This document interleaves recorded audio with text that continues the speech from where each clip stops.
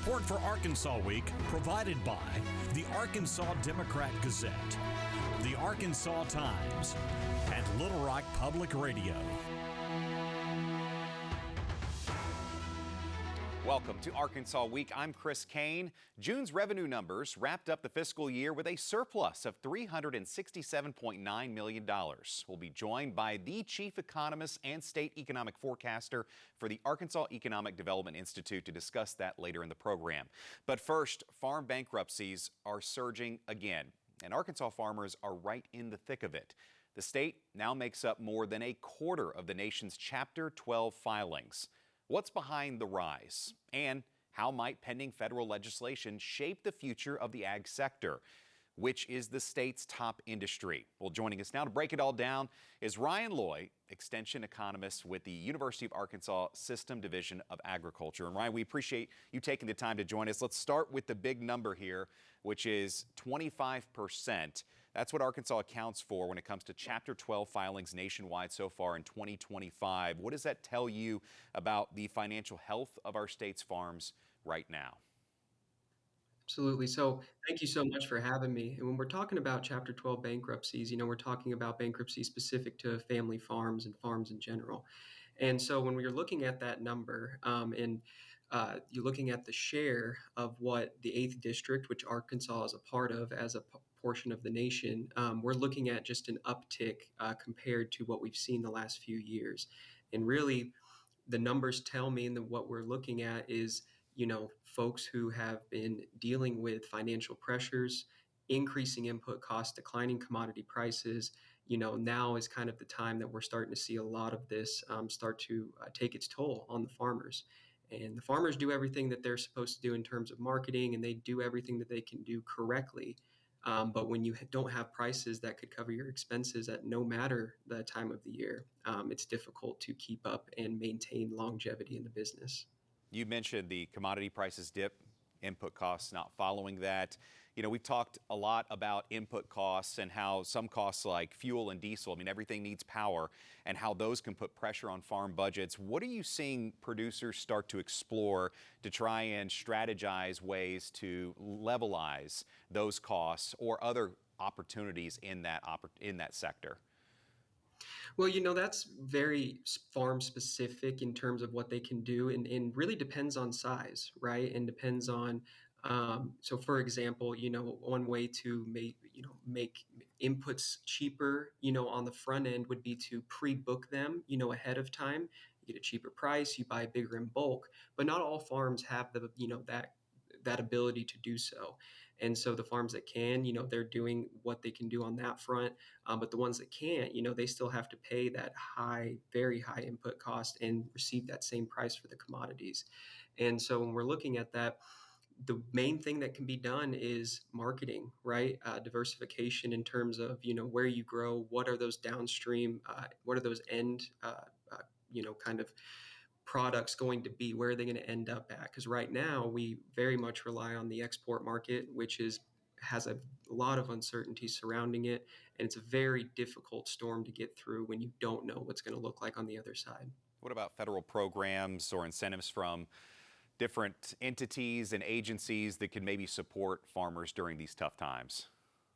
Absolutely. So, there is the FSA, the Farm Service Agency, and they can help in terms of, getting cheaper loans, right? And if you qualify for those, you can pay a lower interest rate on your operating note, or even an ownership, a longer term note, which is very helpful to the farming community. In addition to that, if we're kind of referring to the new piece of legislation, the One Big Beautiful Bill, there's a 10 to 21% increase across the board in reference prices, which, without getting into the crazy details of what that means, really it's just kind of increasing that net that will catch farmers from falling all the way down to the ground. And so they're increasing that net to help and support, and also just kind of decreasing the premium subsidies on federal crop insurance, or increasing the premium subsidies, which would be cheaper to the farmer to get to protect those crops. Which again, these are all things that are that are very new from the One Big Beautiful Bill. And it's good to see, and hopefully will help farmers as they move forward through this. Let's talk about some of the ripple effects in rural communities when struggles like this are happening. It trickles down. What are some of the other things that maybe don't get talked about that are being affected by these bankruptcies? Well, on a personal level, right? These are people's family farms, right? And these could be anywhere from 100 years plus to 20 years, or even brand new. Regardless, though, this is people's livelihoods, right? And most people live on the farm, and this is what they know, and this is what they want to do, and they work hard at it. And so when you think about ripple effects on a personal level, it's very difficult to kind of get through this when, let's say you have a family farm for 100 years, and now we have to get to this point, right? On a personal level, it takes its toll, and it takes its toll significantly on those rural communities, because if folks are making money in the rural community won't have that kind of income coming through. And when you think about it, there's been 60 plus farm auctions in the Delta this year. And so, there's kind of been people selling off equipment and selling it at a lower price, and, those sorts of things. So when you really think about it, if the farmers struggle, those rural communities really struggle. And then if the rural communities really struggle, folks will try to leave, and those rural communities won't be, they won't have as many people as they did at one time. And that's what you kind of see. Trade uncertainty and weather challenges, two words or phrases you don't want to hear in the same sentence, but they've been a consistent issue so far this year. The question is, are these short-term pains or are these long-term pains based on some of the forecasts you're seeing? On the weather side, this is going to be a long-term pain. We've seen just an increase in interest and adoption for crop insurance in the South, and that's really mainly due to a lot of this unpredictable weather we've seen. On the other hand, the trade, uncertainty is really both a short-term and a long-term problem, and even a problem that has been going on for quite some time. And when we look at that, we had the first trade war in 2018, and when you look at the numbers of bankruptcies, that's that time when they started to uptick again. And when pandemic assistance came through, they declined.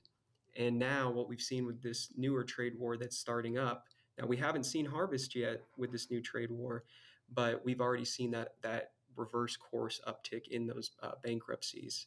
And so when we're talking about trade, the uncertainty surrounding it is a really big deal. And when we are reliant on the export market, if we don't have that anymore, that only puts more downward pressure on prices. And the 2018 Farm Bill expired in 2023, was temporarily extended. The extension set to expire in September of this year. What role does that uncertainty play in the current economic outlook for farmers, and what are you hearing about what could be in development right now in terms of a new Farm Bill to extend it? One of the things in terms of the Farm Bill, extending it, or a new Farm Bill, I feel like for the last few years, we've kind of heard the same, we're working on it, or, it's coming, or, and I think that this was kind of including a lot of these farm safety net program changes and updates into the big, beautiful bill was a way to kind of, okay, these are the most important things, and these are the things that need to be updated the most. So we need to get that taken care of. And when we're looking at, okay, the Farm Bill now expires in September, more than likely will be a continuing resolution, or just like how it's been the past few years. And, maybe a skinnier Farm Bill, one that isn't as all encompassing as a typical Farm Bill would be. And so, it's a lot of talk, and I don't know where we're going to stand on that, but it's good to see that at least something had been done to try to update some of these programs that were severely outdated. Well, we appreciate you updating us and all of our viewers on everything happening in that sector. Thank you again, Ryan Loy from the University of Arkansas System Division of Agriculture. Ryan, we'll see you next time. Thank you so much. Well, from agriculture to the overall economy, the state just closed the books on fiscal year 2025 with a surplus. We'll tell you what's behind that stronger than expected finish and what it could mean moving forward into fiscal year 2026, as we're joined now by Dr. Michael Pakko, Chief Economist and State Economic Forecaster at the Arkansas Economic Development Institute. Welcome back, Dr. Pakko. Great to see you again. Yeah, it's good to be here. All right, let's start with in the state before we talk about national economic forecasts. So fiscal year 2025, we just mentioned the numbers for you. Whenever you look at something like that, what is your reaction to seeing $367.9 million in the general revenue surplus? Well, it's always a good thing to see a surplus rather than a deficit, that's Always. for sure. And in this case, it was actually higher than expected. It turns out that not as many taxpayers took advantage of the delayed tax deadline as the finance officials expected. So June came in ahead of expectations in terms of income taxes. Now, if you look at the fiscal year overall, collections from income taxes were down, but that's largely due to the two tax cuts that took place that affected this fiscal year. Sales taxes were up marginally, but only a little over 1% from year to year, which means basically consumers aren't even keeping at pace with inflation when it comes to spending. So that's slowed considerably since we saw it just a couple of years ago. We were going through kind of a consumer spending boom.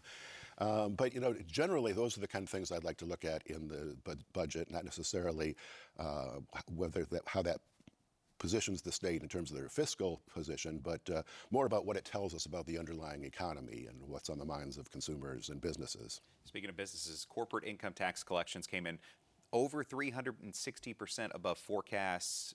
Was that driven by businesses opting to not make those payments or not to delay their payments under the tax extension? That may have been a big factor Okay. there. There's a lot of volatility in corporate tax collections when it comes to month kind of changes. So it's always difficult to attribute any specific factor to the corporate income tax. So the surplus funds are now held in the state's General Revenue Allotment Reserve Fund.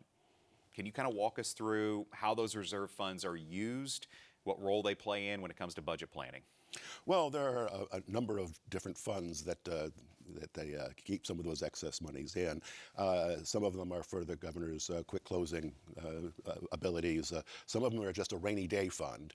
And that's valuable because if we should experience a downturn in the economy and in revenues, then we have something to fall back on. And that also helps with our bond ratings. With the credit agencies look at our surpluses and our rainy day funds and say, well, okay, they're in a good position to survive if there's a dire circumstances, so that lowers our credit risk. I wonder if people out there maybe question, what does a rainy day event look like where those funds could be used? What are some examples of a rainy day fund well, usage? you know, if we were to have another recession like the Great Recession that we had, over a decade ago, that was a situation where tax revenues fall considerably, and you need to fall back on your savings if they're available. So that would be a situation. Now, we saw increases to both the Education Freedom Account and corrections funding for fiscal year 2026. How much flexibility does the state now have to shift priorities if revenue trends change maybe in the next year, maybe in the next 2 years? Well, I think the surpluses have built up some funding that allow some flexibility. I don't know about particular priorities. That's what the legislature has to contend with. But at this point, revenues are still healthy, and there doesn't appear to be any sort of strains on the current fiscal year budget. Now we're in 2026. So things seem fairly good going forward, with the exception of the general degree of uncertainty that's plaguing the economy at this point. All right, let's talk about the national headlines now for just a moment. June inflation report showed consumer price rose 2.7% from a year earlier. What is that suggesting about the current state of inflation? Where's it trending? This was obviously a big political talking point over the last year and a half. Well, yeah, we're not seeing inflation come down to the Fed's 2% target. So, that's a setback. There are some analysts who are saying that we see signs of tariff-induced price increases in this latest report, particularly when it comes to fresh fruits and vegetables that could not have been front-loaded in the first quarter, but really have to bear the burden of the tariff now. But it's really not very widespread at this point. It takes some time for these things to work through the supply chains and through the economy.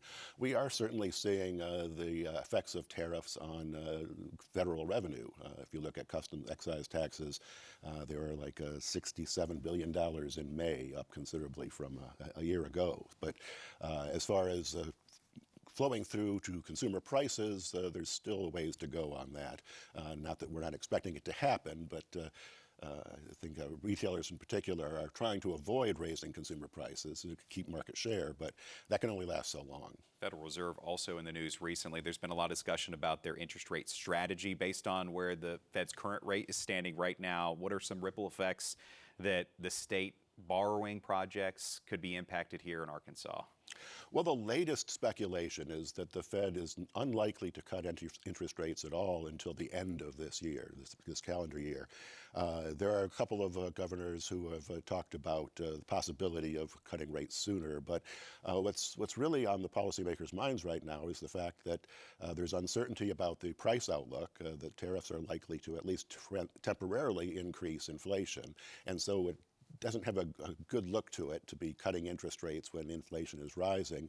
And labor markets continue to be fairly strong. We saw a downtick in national unemployment last month. Unemployment's still around the 4% level, which is still healthy.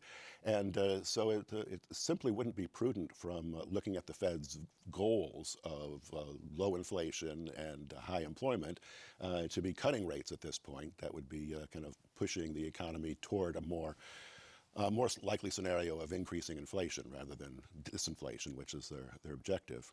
And also, ahead, August 1st, expected more tariffs to be issued. China, Mexico, the EU. These have been pushed a few times. We've talked on this show, I think, on previous deadlines before. What are your anticipation on these tariff deadlines or these expected tariff deadlines? Do you expect that one to follow through or be pushed again? Well, we've seen some postponements all along the way. We had April, then July, now August. And, the financial markets seem to be kind of shrugging it off at this point, taking let's wait and see when this actually does happen. And I think there will be a reaction if push comes to shove and all the tariffs that have been proposed are actually implemented. When you look around at different forecasts that economists are coming out with, an important assumption is whether they're considering those tariffs to be something that's going to happen and then be permanent after that, or whether it's something that there'll be some compromise. We'll see higher steel and aluminum and copper tariffs, but all those retaliatory tariffs are likely never going to take place. At the same time, if you look at the situations where we're negotiating new trade deals, in every case, we end up with higher tariff rates on both sides than we started with. So there's this kind of creeping tariff increases that are happening even if the August deadline comes and goes and we don't see another round of dramatic increases. Those tariff rates are higher now than they have been in many years. And if we see the entire panoply implemented, we're looking at about a 20% effective tariff rate in the U.S. And that's a level we haven't seen it over a century. So it's kind of hard to speculate because we really don't have a whole lot of contemporary or modern experience to go on and how dramatic that would affect the economy. We appreciate your time and thanks for breaking it all down for us. Chief Economist at the Arkansas Economic Development Institute, Dr. Michael Pakko, great to see you again, and we'll see you next time. Thank you. All right, we'll be right back after this.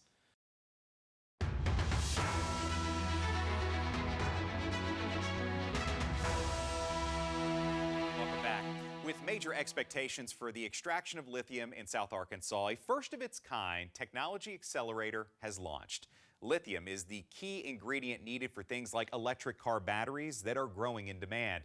And the Venture Center held a kickoff event on Monday in El Dorado. Its executive director, Arthur Orduña, joins us now to tell us a little bit more about that event. And thank you so much for joining us, Arthur. I know so many big things are happening with you all at the Venture Center, but when you talk about big things happening in Arkansas, it's no question why this is a great pairing to have the lithium event and program starting with you all at the Venture Center. Absolutely, and thank you very much, Chris, for having us, myself and my teammates, virtually on the show, and for helping us to really promote what we think, to your point, is extremely important and just part of the support effort that's going on to try to help build a lithium economy here in the state. And building that economy, there is multi-layers to that, right? It has been a process. Of course, we just recently heard about the settlement on the mineral rights in South Arkansas, which has kind of helped propel the industry even more.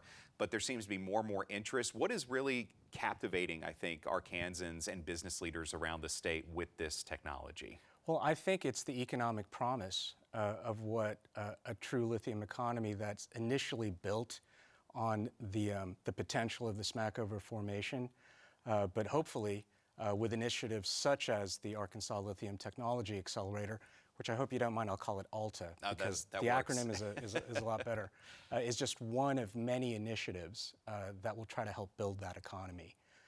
And ALTA, which you're absolutely right, we kicked off in El Dorado this week, and it was conceived first in the hallways of the first Arkansas Lithium Innovation Summit last year that the governor and Secretary McDonald drove. Which was packed. It was packed. Yeah. We helped. We were one of many that helped put that together. We were hoping to get maybe 100, 150 folks, and when we passed 800, we said, I think we have something here. But we were sitting there in the hall, or standing there in the hallway with Jesse Edmondson of Standard Lithium and Eric Pollock of the University of Arkansas Fayetteville, and essentially we came up with the idea of, why don't we leverage the playbook that we've been doing successfully at the Venture Center with industrial partners for fintech for the state? Why don't we leverage that for lithium? And so with their partnership, and specifically with their insights and their knowledge, we curated some of the best and brightest technology solution companies from around the world, put some of them into the first cohort, all with an eye towards, quite frankly, getting them to plant their flag in Arkansas as a result of the accelerator. How does the program work? And what kind of companies are you partnering with in this? Great question. Again, it really begins with the actual industry leaders. In fintech, it was companies like FIS or the Arkansas Bankers Association, which we're still partnered with. In lithium, it begins with companies like Standard Lithium. And we've had great input from Tetra, from Lanxess, from Albemarle, good initial discussions with ExxonMobil as well as with Chevron. We work with them to identify their immediate problems and opportunities, and with their help, we identify these global companies and we bring them in. Essentially, these companies have been selected, the first three, because they provide innovative, leapfrogging solutions at different points of the lithium-ion battery supply chain. So our first company, Telescope Innovations, is an immediate platform that has innovative solutions to optimize the refinement and extraction of lithium from the brine. Key in the process. Absolutely. So that's the very top, the very beginning of the supply chain. Then, and they're from Canada, and we want them to put their U.S. headquarters here. Mm-hmm. And then further down the chain, there's a company that we've selected called Nano One, again Canadian-based. And what they have is an incredibly innovative solution to create cathode materials based on lithium that are necessary for lithium-ion batteries. And what's critical about that is the majority of cathode, in fact, the vast majority of cathode production is actually done in China. And so what Nano One allows us to do as a country is to take an innovative leap over what's currently being done and create cathode material much more economically efficient and environmentally least impactful, which is also important. The final company, which actually has Arkansas roots, is RAM Geothermal. And you'd be wondering, well, why a geothermal company in all of this lithium stuff? Well, when you extract brine, it's coming up really hot. And so as it comes from literally the wellhead through the pipes and through the extraction process, whether it's bromide or lithium, there's a lot of heat waste that is given off. RAM Geothermal has an innovative geothermal solution that can capture that heat waste during the drilling and refinement process, create energy and electricity that can actually offset the power needs of that lithium plant. So think about, in the near future, energy self-sufficient and economically and environmentally impactful plants that way. So these first three companies, we selected them because they actually are important at different parts of the chain. And that's the philosophy that we are using in the design principles for the future cohorts as well. We have to innovate in order to achieve energy independence in this country. And I know you've had great support from state leadership throughout this process. This would not be possible without the support of Hugh McDonald, Commerce Secretary, Clint O'Neill at AEDC, Esperanza, Bob, Laura, all the folks at AEDC who've been incredibly instrumental in our previous accelerators. They showed for us down in El Dorado, and they've been nothing but amazing. The local, state representatives and senators have been nothing but amazing. And even more, or equally important, the county judges, the municipal leaders, whether it's the chambers of commerce in Union County, Columbia, in Ouachita, in Lafayette, and the mayors, El Dorado, Magnolia, Louisville, have been fantastic. We talk about the formation, the Smackover formation. It seems like a formation of state leaders as well, where they're all coming together because they realize the potential, like you all do as well. Hey, remind everybody about the Venture Center as we've got sure. about a minute left here. Absolutely. The Venture Center, we are a nonprofit entrepreneur support organization over a decade old. We support the success and help accelerate the success of startup founders, existing small business owners, and corporate innovators like Jesse Edmondson and Standard Lithium with our programs and partnerships, with a vision of helping to raise Arkansas to global levels of entrepreneurial success. I would be remiss if I didn't want to invite our folks to come to our demo day, which is the wrap-up of ALTA. That's going to be July 31st, which is a Thursday in Bentonville at the Record. And come to our website, sign up, it's free, and you get to meet the 3 companies. They will do their mini TED Talks and actually show you why we think they're the most innovative technology leaders in this industry. Thank you so much for joining us. Arthur Orduña, the Executive Director of the Venture Center. We appreciate your time. We'll see you next time. Thank you. Appreciate you as well. That is all the time we have here on Arkansas Week. Thank you for joining us. We'll see you next time.